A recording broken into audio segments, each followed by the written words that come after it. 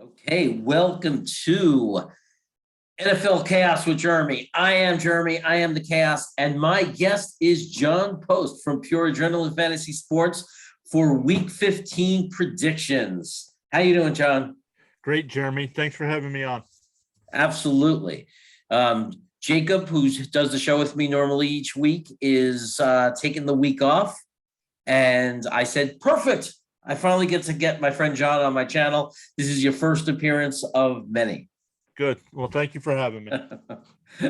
And those of you who don't know, John has Pure Adrenaline Fantasy Sports is John's channel, and he often has me on typically on Sunday mornings. And sometimes on Thursdays I join your show, and we'll talk about more. You'll give out the times of your show and all that information. You can find the link in my about. So if you go into my bio or whatever, the little about tab on my channel, John's Pure Adrenaline Fantasy Sports is there, one of my links. Sweet. Thanks for doing that for me, Jeremy. Yep. Everybody should sign up and watch it. It's a great show. So let me share a screen and we could look at this week's schedule. You tell me if you see it. Yeah. The schedule's Beautiful. up on the screen. Beautiful. So last week, I believe I went like 10-3. I'll confirm that in the future if you watched last week's show. And so did Jacob. We only agreed on two different games and we split them. I forgot which game he won. But I know that I had the Rams on Monday night, and that's what helped me tie him for the week. So we both finished about 10-3. Yeah, nice. You had the Rams. I actually thought the Cardinals were going to win that game. But yeah, the Rams showed up, and that division's now a fight here at the end of the year. I actually joined a watch party on Teo's site. You introduced me to him. Yeah, yep. A bunch of actually Sean and I were in there too. That's right. So Teo Time does a great job. He's an amazing LA Rams content provider. Probably the best one I've seen. Highly recommend anybody to go to his site, check it out if you want the perspective of Rams fans, and just see what their world is like and what those guys are doing. That's who I'd recommend you go visit. So let's go get started and start with the Kansas City Chiefs, Los Angeles Chargers. I'll let you start this one off. We're not starting easy. This is going to be a tough one to pick, don't you think? Yeah, definitely a tough one. It's the second matchup of the year. The Chargers won earlier in the year. So if they can win this matchup here, they'll be tied for first, but actually have the tiebreaker with winning both matchups. I know the Chiefs have at least two guys out. Snead and Gay are out, and possibly Chris Jones as well on defense. So it could be a tough night for the Chiefs in Los Angeles. So does that mean you're picking the Chargers? I am going with the Chargers at home. It's actually the Chargers have actually won the last two matchups against the Chiefs. But both of those games have been in Kansas City, and I looked it up. The Chargers have actually lost the last 7 matchups at home to the Chiefs. So they're going to want to end that losing streak at home, and I think they do it tomorrow night or Thursday night. Okay, I'm actually gonna go the other way and go with the Chiefs just on experience in big games like this. Andy Reid, Patrick Mahomes, they've been on a streak. I say they're going to keep it going and avenge that loss. So we already start with some chaos. We disagree on that. Let's see how that goes next week. And it doesn't get any easier, John, as we move down to New England at Indianapolis. I'll start with that one.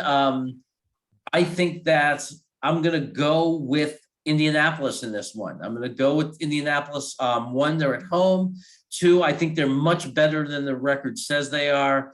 Man, they've had a tough schedule this year. They got up to a really rough start to the year. Some tough losses, really bad breaks.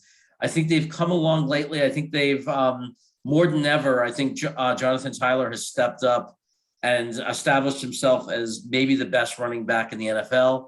I think that Belichick loves to take away what teams do well, but I don't know if he has the ability to take away the Colts running game and Jonathan Tyler. I don't know if he can be stopped.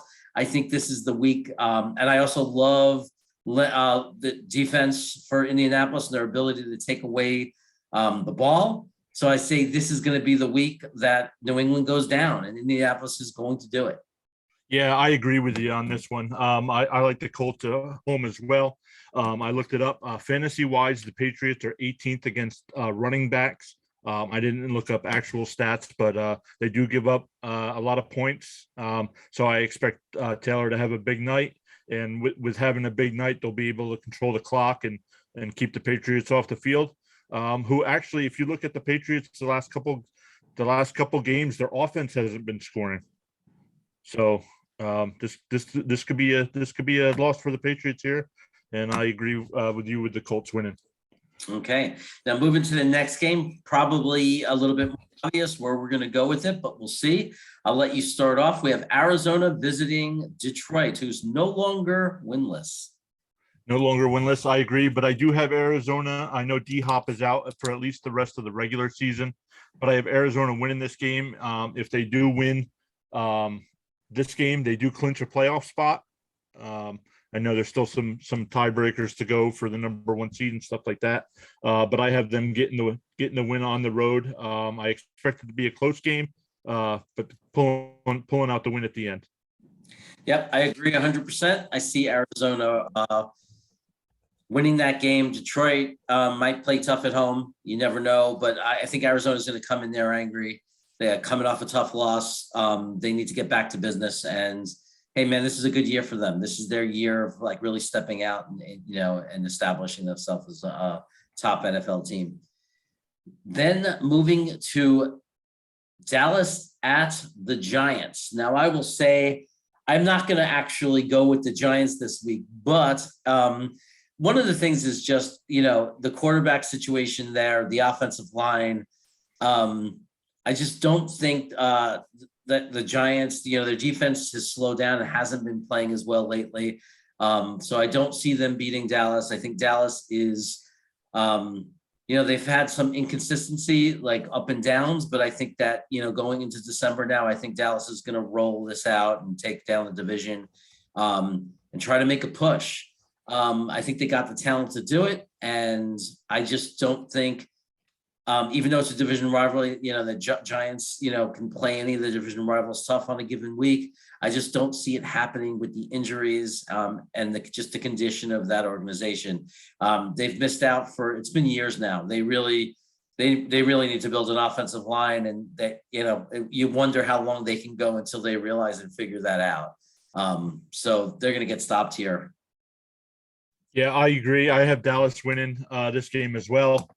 Let me see. I did have a projected score in that one. I had Dallas winning 27-17 on that one. I just think they'll be one game closer to clinching that division title. Okay, moving on. We have Tennessee at Pittsburgh, and I'll let you start. Give your views on that game. This is a tough matchup for me. I went back and forth on this one a little bit. I do like Tennessee. I'd like Pittsburgh to win the game. If Derrick Henry would have been in this game, I think Tennessee would have been able to pull out a win. But I think with the game being in Pittsburgh and that offense, things are starting to look pretty good for that offense. They need a win to stay in the playoff hunt. So I'm taking Pittsburgh at home. Yeah, Pittsburgh's been burning me, but you know what? I just can't go against them at home. It's just hard to see them slipping to a losing record this late in the season because Tomlin just doesn't do that. So they're going to find a way to win that game. So I agree with you there. Moving over to the next game, we have Cincinnati in Denver. This is another really tough game to call. Very difficult game. Cincinnati made a hell of a comeback, to push that San Francisco game into overtime. We had a lot of fun, me and my brother, calling that one live. My brother actually handled that game. He was going nuts. And actually it was me. I think, yeah, your brother had the Buffalo game. I think I did that game. But we were simultaneously calling games. It's a lot of fun, and we just cut each other off all the time. This is a real tough one. Really, really difficult. I'm gonna go with Cincinnati pulling it off in Denver. I'm gonna swing to the quarterbacks, and I'm gonna say that Burrow steps up here. He got something going last week, and I think he's gonna ride that momentum. Well, you went with Cincinnati there. I actually agree with you with it being really tough to call, but because Denver's the home team, I'm taking Denver in that game. Great. And moving on to another tough game. This is a crazy week. This is not a give me week. Seattle goes into LA to play the Rams. And I'll let you start and give your perspective on that. Yeah, I think the Rams finally got things turned around. They were on a 3-game losing streak. They did turn it around, and then they beat Arizona here on Monday night. Seattle's got a couple easy victories the last couple of weeks, so I expect the Rams to win at home. Yeah, I agree 100%. I wasn't impressed with Seattle at all. I think Houston kept it close a lot longer than the game should have been kept close. I think in these tough games, Seattle just hasn't been able to do it. They haven't been able to get over that hump. There's just something off about them this year. Russell Wilson looks a lot better than he had when he first got back, but I don't think it's going to be enough. And I think the Rams definitely got their mojo. They definitely got their rhythm going. They're looking good, and I see them taking that game down. Going on to the next game, we got New Orleans in Tampa Bay. I don't think it's a give me by any means. I think the record of New Orleans make people think that it is. But the quarterback issue is what's going to, obviously, and being in Tampa Bay is what's going to make me say you can't go against Tampa Bay in this one. But I wouldn't be surprised if New Orleans keeps it close. Actually, you can go against Tampa Bay in this one, and I'm taking the Saints on the road. And I expect them. I believe that'll mean they won both games against Tampa Bay this year. So they need a victory to stay in the playoff hunt, and I think they get it on the road. That's gonna be great. We're one of us is gonna be laughing at the other. Moving on to Vegas in Cleveland. The Raiders go in and play Cleveland. I think it's a tough game to call. You give your analysis. We'll see if you agree. Yeah, it was a tough game to call until I realized Baker Mayfield is on the COVID list. And once I saw that, now he can still clear if he gets a couple negative tests. But going with a decision here, I'm going to go with the Raiders on the road. Okay. Interesting that you say that. I'm looking at that game, and man, something just tells me that this is not the Browns' year for whatever reason. It's puzzling when you look at the roster. I don't know if it's the coach. I don't know what it is, but I'm going to go with the Raiders. I'm going to go with you there on the Raiders. And now we got Carolina goes into Buffalo. For me, it's a no-brainer. Buffalo's going to beat up Carolina, and they're going to beat them up bad.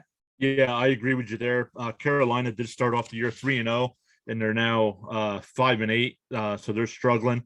So I agree with you. Buffalo gets things going the other way again here and getting a win at home. Yep.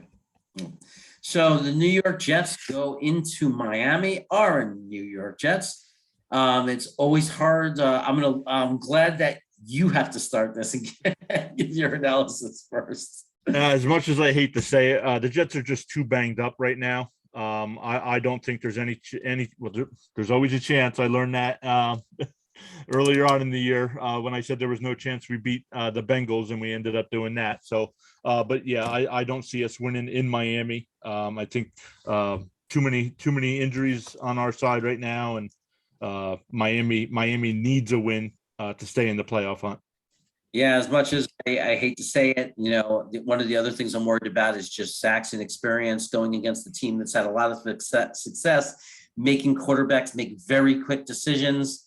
While I think it might help his mechanics because he has to get rid of the ball so fast and maybe might not overthink it, I don't know if he's ready, if he slowed the game down enough to be able to do it.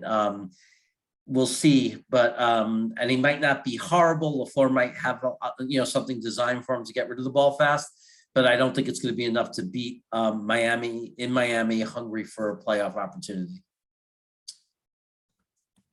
Moving down to Washington, we'll go into Philadelphia. Look at that. I highlighted the game. I didn't need to do that. But so we got Washington going into Philly. Both teams are 6-7. Both teams have been on a roll. So it's a tough game to call. Washington just beat Dallas. Philly's been looking great. They've been running the hell out of the ball. It's tough. I'm going to go with Philly at home. Philly's a tough place to play in December. Yeah, I agree with you here. Both these teams do need a win, but I agree with you. Philadelphia gets the win at home. Yep. And then we got, it's not an easy week because then we got Houston going into Jacksonville, and Jacksonville has looked just awful.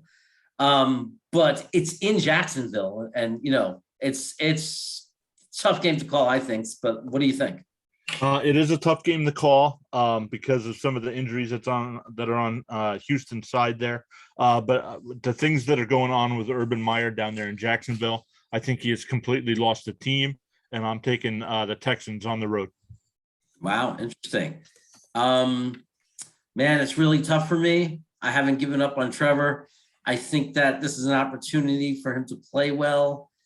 But I thought that about Zach, and it didn't happen, right? So it's really difficult game to call.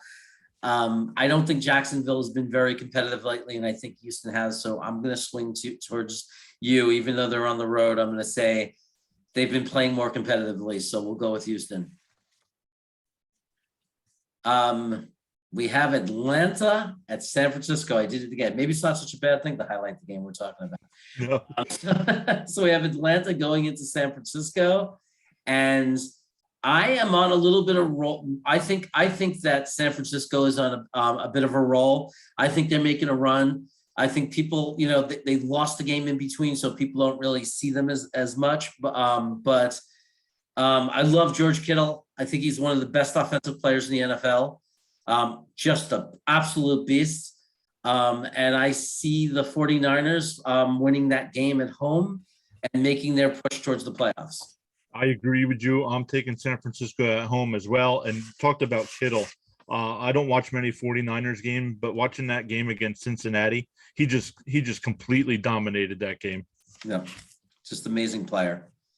And then we got, this is just an amazing week in the NFL. We got Green Bay going into Baltimore. What do you think?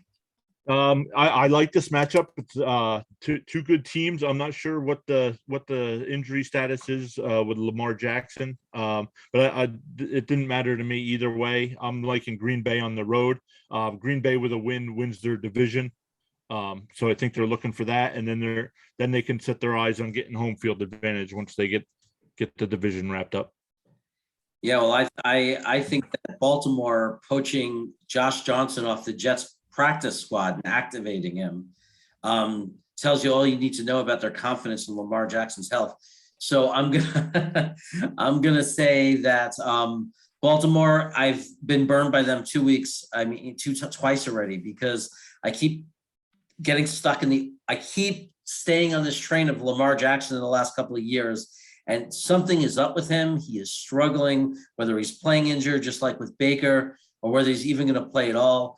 This is just an off year for the Baltimore Ravens and Green Bay. As much as Baltimore might be playing for more and they're playing at home, I just don't think they're going to pull it off. I think Green Bay's too good. And Green Bay is looking to get that NFC 1 seed. So they're not letting up. They're going to come in and they're going to win that game. Moving on to Minnesota goes into Chicago. And again, not to me, not an easy game to call. Not an easy game to predict at all. Minnesota is just so hard to predict. They just don't play. They play to the level of their competition. And they're just not, their record is just so not a real indicator of their talent and their potential. But here's the thing. I think that playing down to their level is going to burn them. I think Justin Fields is doing better than people are giving him credit for in his first year. I think he shows me more and more every week. I think he's progressed a lot. And I think that this is going to be the week where in a close game, he's going to find a way. He gets better every game as the game goes on. I like Justin Fields to lead the Chicago Bears over Minnesota in this game. And you beat me to it with taking the Bears there, and you're absolutely right. The Vikings do play down to their competition. My co-host on my channel, Sean, he's a big-time Vikings fan, and he even told me that. So I agree with you. I think the Bears get the win at home, pretty much knocking the Vikings out of the playoffs. All right, and there you have it. Those are our predictions for Week 15. And John, why don't you tell them about your channel? Sure. We're over at Pure Adrenaline Fantasy Sports. We live stream every Thursday at 7 p.m. Eastern time and Sundays at noon Eastern time. We go over on Thursdays, we go over the Thursday night matchup, taking a little in-depth look at some of the players you should be using on your fantasy team, especially now that the playoffs have started. And then Sundays, we go through all the games and answer any questions that come through in the chat. The chat's been heating up here over the last couple of weeks. So come over and give us a try, and hopefully we'll see you Thursday night. Excellent. Thank you so much, John. Everybody, thanks for tuning in. Let us know in the comments if you disagree or agree with our predictions. If you haven't subscribed to the channel, please subscribe. Making that push through 100. I'm trying to do it within my first month. See if I can hit 100 within 4 weeks. It'd be great if I can make that happen. And appreciate everybody that's watching. Have an amazing football weekend. And I'll be back on, for sure, on Sunday for the late games. Whenever the Jets aren't playing, the other 3 hours, which is usually the late 3 hours, me and my brother are on. And we're gonna do like an NFL red zone watch party. We're just gonna call the best games. We're each gonna have different games on, and we're gonna bring the chaos, go crazy, competing for whose game is more exciting. It's a lot of fun to watch. Yeah, it is. Thanks to you and your brother. You guys always doing that. The last couple of weeks have been great. Just to watch it is more entertaining watching somebody else instead of just the announcers on TV. So thanks for sharing your guys' takes on the games. And thanks for coming on to the show, John. It's an honor to have you. Yeah, thank you very much.